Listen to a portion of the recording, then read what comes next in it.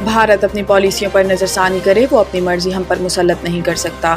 اسلام آباد میں انسٹی ٹیوٹ آف اسٹریٹجک اسٹڈیز کے یوم تاسیس سے خطاب میں اسحاق ڈار نے کہا کہ بھارت نے فالس فلیگ آپریشن کی آڑ میں پاکستان پر جارحیت مسلط کی اور ہم نے بھارتی جارحیت کا فوری اور مؤثر جواب دیا۔ بھارت نے پہلگام واقعہ پر جھوٹا ڈرامہ رچایا، بھارت اپنی پالیسیوں پر ایک بار پھر نظر ثانی کرے۔ انہوں نے کہا کہ پاکستان اپنی خود مختاری اور علاقائی سالمیت کے تحفظ کے لیے پرعزم ہے۔ بھارت آبی دہشت گردی کر کے 24 کروڑ پاکستانیوں کو یرغمال بنانا چاہتا ہے۔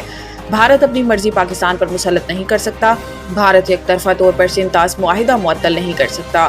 بھارت پانی کو بطور ہتھیار استعمال کرنا چاہتا ہے۔ نائب وزیر اعظم کا کہنا تھا کہ کشمیر عالمی سطح پر تسلیم شدہ مسئلہ ہے، اس مسئلے کے پرامن حل سے خطے میں امن ہوگا۔ بھارت عالمی قوانین کی کھلی خلاف ورزی کر رہا ہے اور پاکستان پرامن بقائے باہمی کے اصول پر عمل پیرا ہے۔ بجٹ میں ٹیکس چھوٹ حاصل کرنے والے اداروں کی فہرست میں اضافہ۔ تفصیلات کے مطابق اس میں سابق صدر پاکستان اور ان کی بیوہ کی pension, state bank of Pakistan اور state bank of Pakistan banking service corporation, federal board of revenue foundation, Pakistan council of scientific and industrial research اور Pakistan water and power development authority کو ٹیکس چھوٹ دی گئی ہے۔ اس کے علاوہ Pakistan agricultural research council, Pakistan water and power authority کی کارپوریٹائزڈ ادارے، وزیر اعظم خصوصی فنڈ برائے دہشت گردی کے متاثرین، وزیر اعلیٰ پنجاب ریلیف فنڈ برائے خیبر پختونخوا کے بے گھر افراد، I D Ps, National Disaster Risk Management Fund اور سپریم کورٹ آف پاکستان کو ٹیکس چھوٹ دی گئی ہے۔ رپورٹ کے مطابق دیامر بھاشا اور محمد ڈیمز فنڈز، وزیر اعظم کا کووڈ-19 relief fund 2020، National Endowment Scholarship for Talent, Securities and Exchange Commission of Pakistan, Privatization Commission of Pakistan اور فوجی فاؤنڈیشن کو بھی ٹیکس چھوٹ دی گئی ہے۔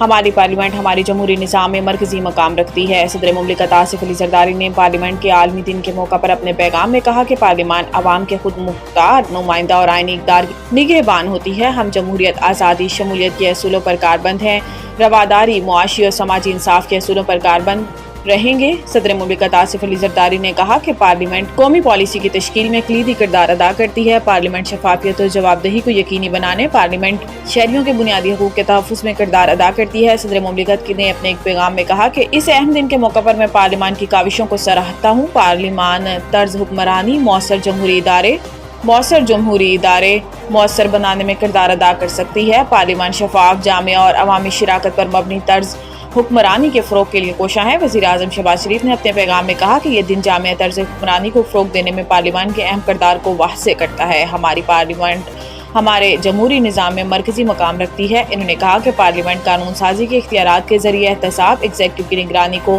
یقینی بناتی ہے۔ وزیر اعظم کا کہنا تھا کہ صنفی مساوات اور سماجی تحفظ کو آگے بڑھانے کے لیے پارلیمان کا کردار اہم رہا ہے۔ محکمہ صحت سندھ نے مچھروں سے پھیلنے والی بیماریوں پر قابو کے لیے WHO سے مدد مانگ لی۔ کراچی محکمہ صحت سندھ نے عالمی ادارہ صحت پاکستان میں نمائندے کو خط لکھ دیا۔ محکمہ صحت کے خط میں سندھ میں مچھروں سے پھیلنے والی بیماریوں پر قابو پانے کے لیے عالمی ادارہ صحت سے تعاون کی درخواست کی گئی ہے۔ خط میں کہا گیا ہے کہ بارشوں اور موسمیاتی تبدیلیوں کے باعث مچھروں سے پھیلنے والی بیماریاں بڑھنے کا خدشہ ہے۔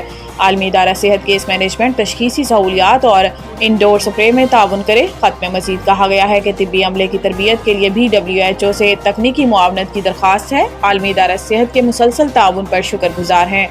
WHO کی مزید معاونت سے مریضوں کو فائدہ پہنچے گا اور صورتحال بہتر ہوگی۔ پنجاب بھر میں پری مونسون کا نیا سلسلہ، آئندہ 5 دن کے لیے موسم کی پیشن گوئی۔ محکمہ موسمیات نے خبردار کیا ہے کہ لاہور سمیت صوبے بھر میں پری مونسون بارشوں کا نیا سسٹم آج دوبارہ پاکستان میں داخل ہو رہا ہے، جس کے باعث اگلے 4 سے 5 روز تک وقفے سے ہلکی اور تیز بارشوں کا سلسلہ جاری رہے گا اور تیز ہوائیں چلنے کا بھی امکان ہے۔ آج لاہور شہر شدید حبس کی لپیٹ میں ہے۔ دن کے اوقات میں ہلکی بارش جبکہ رات گئے تیز بارش کی پیشن گوئی کی گئی ہے۔ موسم کی یہ خوشگوار تبدیلی شہریوں کے لیے کسی حد تک سکون کا سبب بن سکتی ہے، تاہم متعلقہ اداروں کے لیے یہ ہنگامی صورتحال کی وجہ بھی بن سکتی ہے۔ صوبائی دارالحکومت میں آج کم سے کم درجہ حرارت 26 جبکہ زیادہ سے زیادہ درجہ حرارت 32 ڈگری سینٹی گریڈ تک رہنے کی توقع ہے۔ گزشتہ روز ہونے والی بارش سے نہ صرف شہری زندگی متاثر ہوئی بلکہ لاہور ڈیولپمنٹ پروگرام بھی شدید متاثر ہوا۔ متعدد مقامات پر ترقیاتی کاموں کی وجہ سے سڑکوں پر پانی جمع ہو گیا، جس سے شہریوں کی آمد و رفت میں دشواری کا سامنا کرنا پڑا۔